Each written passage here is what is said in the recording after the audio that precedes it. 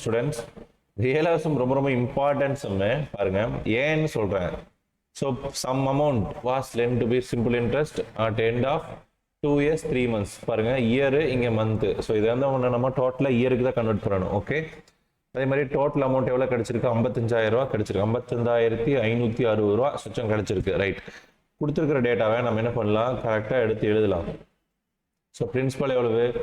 48,000. Right, எவ்வளோ வருஷத்துக்கு கொடுத்துருக்காங்கன்னு நம்மளுக்கு தெரியுமா? தெரியும். n is equal to 2 years 3 months. அதை வந்து நம்ம என்ன பண்ணணும்? இந்த மந்த்தை இயராக கன்வெர்ட் பண்ணணும். 2 years ப்ளஸ் இந்த மந்த்தை இயராக கன்வெர்ட் பண்ணணும். எதால் டிவைட் பண்ணணும்? 12ஆல் டிவைட் பண்ணணும். ஸோ டிவைட் பண்ணால் 1/4. அப்போ 2.25 வருஷம். 2.25 வருஷத்தை எப்படி நம்ம எழுதலாம்? 9/4 yearsன்னு எழுதிக்கலாம். Right, 9/4 years. அவ்வளோதான். அதே மாதிரி ரேட் ஆஃப் இன்ட்ரெஸ்ட் தெரியாது, கொஸ்டின் மார்க். இப்போ டோட்டல் அமௌண்ட் எவ்வளோன்னு தெரியும் நம்மளுக்கு? 55,560. ரைட், இப்போ எஸ்ஐ வேணும்னா ஏ மைனஸ் பி. அப்போ எஸ்ஐ மட்டும் ஃபர்ஸ்ட் கண்டுபிடிங்க. 55,560 மைனஸ் 48,000. ரைட், மைனஸ் பண்ணால் எவ்வளவு? 7,660 ரூபாய் simple interest. Right, that's all. இது என்னது? Simple interest.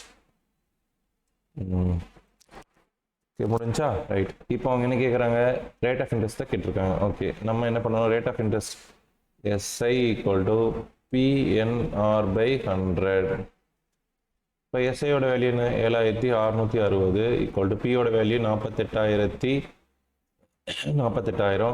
என்னோட வேல்யூ எவ்வளோன்னு தெரியல, 9/4. ரேட் ஆஃப் இன்ட்ரெஸ்ட் நம்மளுக்கு தெரியாது. So R/100. ரைட், இப்போ பாருங்க, இந்த சைபருக்கு இந்த சைபர் கேன்சல், இது அடிச்சா 120. ரைட், இப்போ 7,660 equal to 120 into 9 into R. தயவு செஞ்சு இந்த ரெண்டை மல்டிபிள் பண்ணிடாதீங்க, அந்த பக்கம் எடுத்துகிட்டு போய் டிவைட் பண்ணிக்கோங்க. அதுதான் ரொம்ப சிம்பிள்.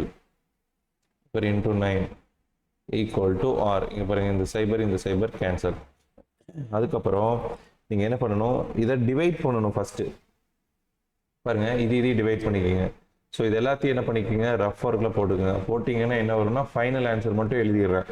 ஸோ என்னென்னா 7.09 அப்படின்னு வரும். ஸோ பர்சன்டேஜ் வந்து என்ன? ஏறக்குறைய R ஈக்குவல் டு 7.7% டைரெக்டாக எடுத்துக்கோங்க.